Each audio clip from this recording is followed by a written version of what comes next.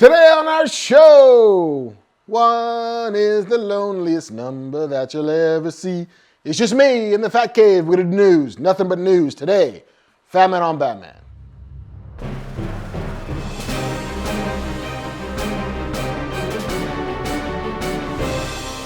Hey gang, what's missing? That guy. Kevin is off doing Kevin things. I'm not entirely sure where he is. It could be Canada, it could be Montana, it could be Indiana. There is some territory with an A at the end of it where he is. But he will be back shortly. But because we all realized it had been quite a long while since we got together and talked about things, that I would just sort of just pop by the Fat Cave, just light up the old electric fireplace and talk about a little news, because there's news this week. There's a ton of news. The first of which is not good news, per se, but we lost Bill Paxton. R.I.P. Bill Paxton. I don't know about you guys, what your first exposure to Bill Paxton was, but my first exposure to Bill Paxton was, I think, the world's first exposure to Bill Paxton, which was the punk in Terminator who accosts Arnold Schwarzenegger while he's naked at Griffith Observatory. And even in that scene, it's like 2 minutes long. He's got like a line and a half. But you could tell there was this weird energy to this guy. This sort of live wire that was both unpredictable and dedicated to conveying this sense of jittery outsideriness. I would then later see him, as many would in lots of James Cameron productions, but Aliens. And not a James Cameron production, but Weird Science as Chet. Like there was a world in which if you saw that Bill Paxton was in a movie, you knew that the movie would be watchable. Nobody's going to say they're all going to be good, but there would be something in that movie that was redeemable and worth recommending to your friends, and half the time that thing was Bill Paxton. Today, March 6th, when we're recording this, the news came out there was complications from a heart attack, a stroke, pardon my French, that he had a heart valve replacement and something went wrong, infection, whatever, unclear. But what is clear is that we lost Bill Paxton way too soon. There should be at least 20 more years of Bill Paxton being the best thing in any movie you see him in. But alas, we are robbed of such glory and wonder as Bill Paxton could often bring to audiences near and far. So yes, R.I.P. Bill Paxton. We will fondly think of you urinating yourself in True Lies, which might not be the way you want us to remember you, but however we get there, we get there. So yes, R.I.P. Bill Paxton. Other news. David Harbour from Stranger Things is in talks, apparently, to play Cable in Deadpool 2. Now, if you, like me, have seen Logan, and Kevin and I will talk about Logan at a later date, but you saw the teaser, the mini little fancy, awesome film in the beginning of Logan. Spoilers to the people in the house who haven't seen it yet, but it does open with like a trailer teaser for Deadpool 2. It's happening. They're shooting. It's all gonna go down, not in the DMs, but in the DPs. Wait a minute, that's dirty. But yes, David Harbour, who was so amazing in Stranger Things as the sheriff, and who gave the best speech of the Golden Globes, I believe, or the SAGs. The SAGs is what that was. Is in talks to play Cable. Maybe a little younger than I might have thought, but if you gray up the dude's hair, like he can pretend to be young Stephen Lang, who should be Cable. But we'll go with that, because we like David Harbour, we like Stranger Things Season 2, coming soon. So that's happening. Alexander Siddig. Is a name that I know very well from Deep Space Nine, when he was Siddig El Fadil before he changed his name to Alexander. He was Dr. Bashir in Deep Space Nine. He was the Prince of Dorne in Game of Thrones, and he is now going to be Rahs Al Ghul in Gotham, or Raish, depending on how you pronounce it. I'm going Rahs because that's how I read it on the graphic novels back in the day. Apparently, Ra's al Ghul is the character who's been in the most incarnations of Batman Beyond Batman. He's not going to be in Gotham. He's on Arrow. He was in The Dark Knight. He also showed up in the animated series, probably every animated incarnation of the series. But so now we have an actual Middle Eastern person playing an actual Middle Eastern character, which is kind of amazing. And he's a fantastic actor.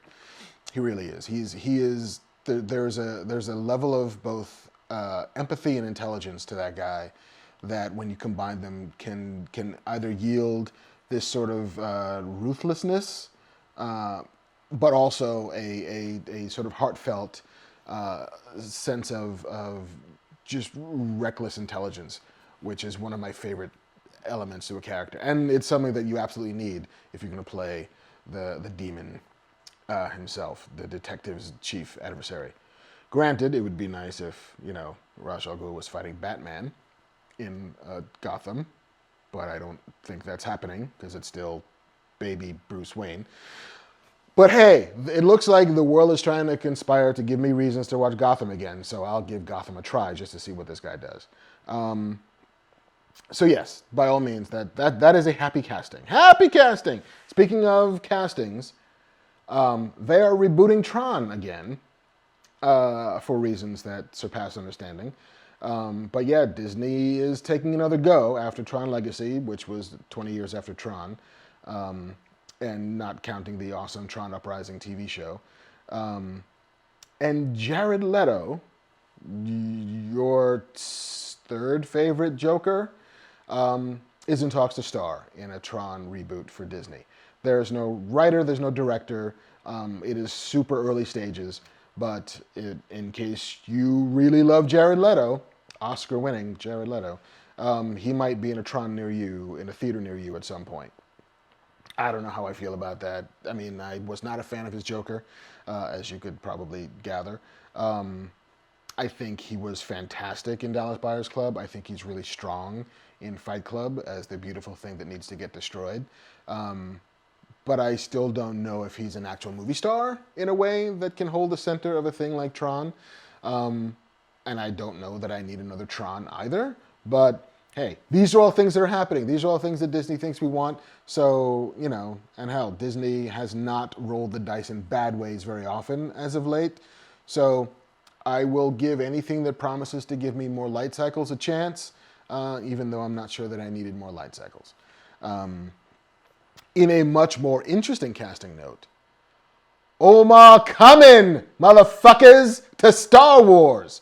Michael K. Williams, who was Omar in The Wire, has just joined the Han Solo standalone movie, directed by those two dudes, Miller and Lord. I have not been as excited about a casting since Donald Glover got cast in the Han Solo standalone movie, but that actor is outstanding. There's no sense of what he's playing yet. It's all very hush-hush and on the QT, but that dude is magnetic on screen, and I will watch him do anything. And so for him to get to play in a galaxy far, far away a long time ago is a really exciting prospect. So yes, Omar and Han Solo are going to be rolling together in the distant past / future. So that's outstanding news. We had talked a couple weeks ago about Matthew Reeves taking over the Batman film. And it was then just in talks, and there were conversations, and Kevin and I spent a lot of time talking about whether or not Ben would stick around, whether Matt Reeves would do it, whether he should do it. He's a talented filmmaker with a vision, the reasons why it might make sense to completely use that as an excuse to reboot the entire DCEU. And then in the interim, Matt Reeves fell out of the project because apparently he and Warner Brothers couldn't come to terms as far as control over what that film would be. And then he did come back on the project for good. So yes, Matt Reeves is directing the Batman and producing it. And I think he's having a certain standalone element of control to it that gives him a little bit more primacy over what that film gets to be.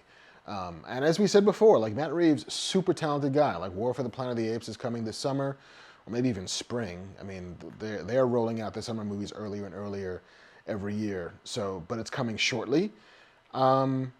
And I've liked what he's done almost all the time. So I see no reason why his take on the Batman couldn't also be stellar. So yes, just confirming a thing that fell apart after we confirmed it to begin with, because time is on our side. Why not, right? Finally, Kevin and I will talk about this more when he's back. along with our conversations about Logan and various and sundry movie trailers. But there's going to be a Nightwing standalone movie directed by the dude who made the Lego Batman movie, Chris McKay. Nightwing. That's cool, right? Like, it could be funny. I mean, there's a world in which you not having to deal with the overwhelming, sometimes punishing seriousness of the Dark Knight can still give you some humor to it. And Chris McKay has absolutely a sense of humor after doing the Lego Batman movie. Like that feels like it could add this sort of tonal shift, a little bit of a soupçon of levity in a world that has had precious little levity. But yeah, I'm curious about it, and I'm interested to see the choices they make and the cast they offer. But yeah, like I do sort of feel in my heart of hearts that the DC extended universe could use both levity and, if you were even going a little bit larger than that, a reset and a reboot and a sort of clean break from what has gone before. A bit of a rethink. Not sure if a Nightwing film helps you or hinders you in doing that. I'm not sure if between Matt Reeves on the Batman and now a Nightwing thing gives you a sense of we're kind of starting fresh, and by the time you get once you get through Justice League and Aquaman, then these will be the new blood and like phase 2, which hopefully will be less grim than phase 1. But I don't know. These are all questions that I'm just posing to the universe. We'll see what happens. But it's exciting news in the Fatcave that they're making more Bat Universe films. That is all the news we have this week. I did want to talk a little bit about a movie that I did see that if you haven't seen, you positively should see, which is Get Out. That's not or you can stay in your couch or wherever you are. But if you have not already seen Get Out, you should go see Get Out. The debut film from former half of the Godhead behind Key and Peele, Jordan Peele, making his writing directing debut.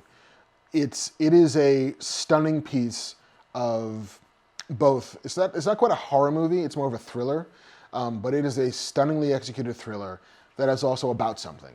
And the thing that it's about is race, which is a hard thing for any sort of mass media to tackle in a very mature way, let alone to make a horror film for which race is definitely a major undercurrent that's shot through it. But it is an incredibly savvy film that looks at the main character is a black guy named Chris, played by an amazing actor named Daniel Kaluuya, a British actor who's doing a positively convincing American accent. But black guy in New York, he's in an interracial relationship with Allison Williams from Girls, and she is taking him home to meet her parents for the first time. All of this you've gathered from the trailer already.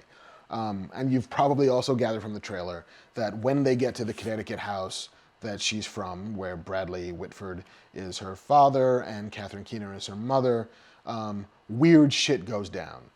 And it's the kind of weird shit that it functions on two levels. The weird shit is, both a stranger in a strange land of this, black kid who lost his mom when he was very young, and if not grew up by himself, but then still grew up without much of a family unit behind him, grew up in the city, is now in what are absolutely the kind of lily white suburbs of Connecticut, and what that feels like to be the only person who looks like you in any place.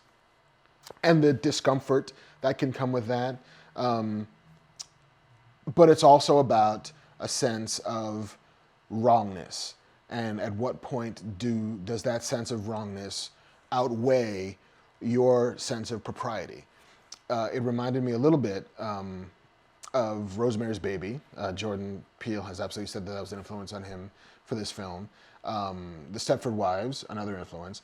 But there was a movie that came out last year called The Invitation by Karen Kusama, which is about this house party that this couple throws, and this couple, new boyfriend, the ex-wife of the main character, invite them to this party in the Hollywood Hills, and it is a series of uncomfortable encounters, and the movie works very hard and successfully in explaining why your main characters don't automatically leave the fucking house, because it's the things that are happening are beginning to add up to the math is horrifying, and the solution of this equation is not good for anybody.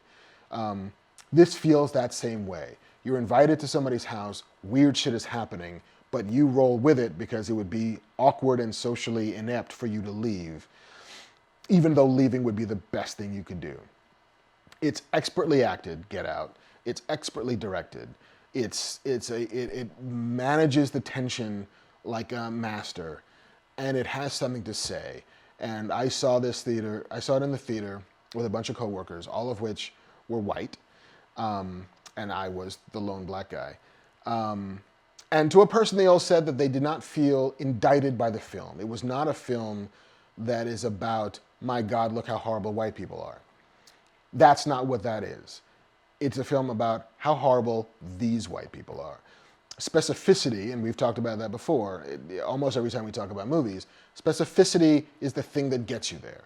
And this is a very specific story about these specific people who have a very specific kind of horror that plays incredibly well in the story that it's trying to tell. I cannot recommend it highly enough. And it's kind of amazing to me that we are in the first week of March, and we've already seen 2 films that will end up on a year-end list, between Get Out and Logan. Like I said, we'll talk about that later. But those 2 films can absolutely hold any spot on your top 10 films of the year, and to get them so early is kind of amazing. I mean, Logan, my God, it's full of stars. No, I mean, Logan would be your top 10 of a year, no matter when it came out. Logan is probably in the top 5 superhero films of all time. But yeah, Kevin and I will absolutely dissect it next time we sit down. But you should absolutely go see Get Out. And for all I know, you already have. The movie made something like $30 million its opening weekend, which is a hit. It's not Logan money, which made $88 million its opening weekend. But for a $5 million Blumhouse horror film by a first-time director with a mostly unknown star, $30 million is nothing to fucking sneeze at. So more of you have probably seen it than I think, but if not, go do it. Come find me, tell me what you thought. So that's it for this week. That's the news that we got. That's a little bit of a baby review of a movie. Next time, I think we might have a guest in this here Fatcave, while Kevin is still traveling the world learning Kung Fu, as rich white guys do. But when he comes back, he will teach us the ways of the Iron Fist, and we will have much longer conversations about Logan and the awesomeness to come. So that's it for this week. I'm Marc Bernardin in the Fat Cave. Come back, same fat time, same fat channel, smodcast.com or youtube.com/Kevin Smith. Thanks for playing with me all by myself as I play with myself.